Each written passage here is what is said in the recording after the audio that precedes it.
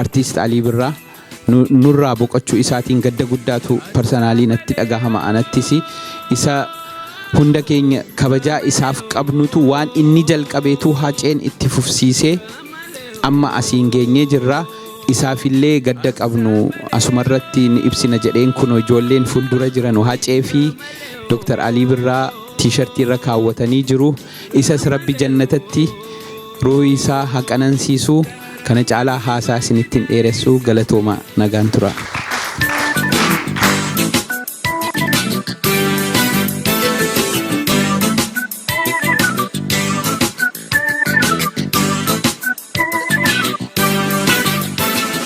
Dr. Ali Birraa nu hundumaafuu fakkeenya abbaa keenya seenaa keenyas namarraa baranneedha.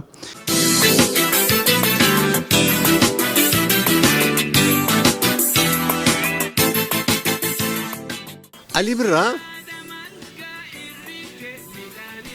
yeroo guutuu umrii isaa guutuu kan inni dhaabateef jagnummaadhaan yotuun ta'in gamnummaadhaan oromummaadhaaf dhaabate.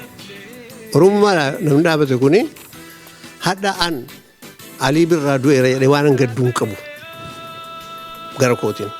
Ali Birraa waan Oromoodhaa ta'uu malu waan ummata hammana guddatu tokko qofootu hin ta'in ummatoota akkas cunqurfaman hundumaa waa inni ta'e sana dubbin. Ammoo Ali Birraati nu gadduu miti. Ali Birraa alaabaa qaba ture. Alaabaa qaba.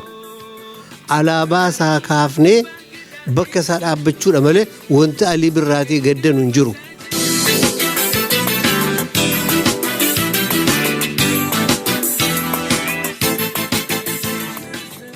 Ali Birraa dhugaadha maa inni Ali Birraa horiif hin jiraanne Oromummaaf jiraate Oromummaaf du'e.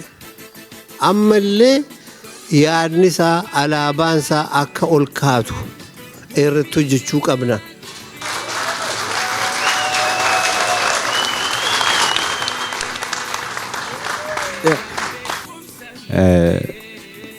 Ali Birraa akkuma reefu kaasee nama aartii Oromoo keessatti hamilee uumu qofa osoo hin taane namni Oromummaa isaatiin boonuu akka danda'u nama jalqabarraa kaasee hojii nama boonsu tokko hojjetaatiin hin turedha. Namoonni tokko tokko namoonni umrii kiyya yookaan ammoo umrii kiyya dura jirtan akka tokko yaada hin beektu ta'a. Biyya san keessatti sirba Oromiffaa ka xiqqoo kwaalitii qabu yoo jedhame ka warri kuuni xiqqoo akkuma sirbaatti jiru recognize gochuudhaaf qophaa'ee hoo jiraateef sirba Aliiti. Beektan ta'a. Yaa Ali Birraan gaariidha jedha warri kuunillee.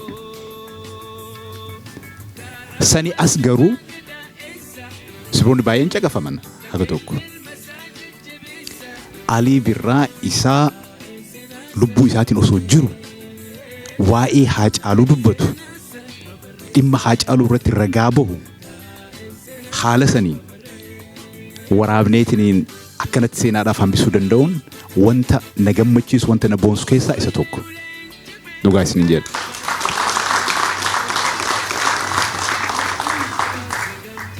Imannin fiduu dubbii dheeressu bareeda uumaa rabbiin haa nuudisu. Bareeda uumaa rabbiin haa nuudisu. Bareedni uumaa faaya addunyaa dhihanaa qalbii ifa jiree.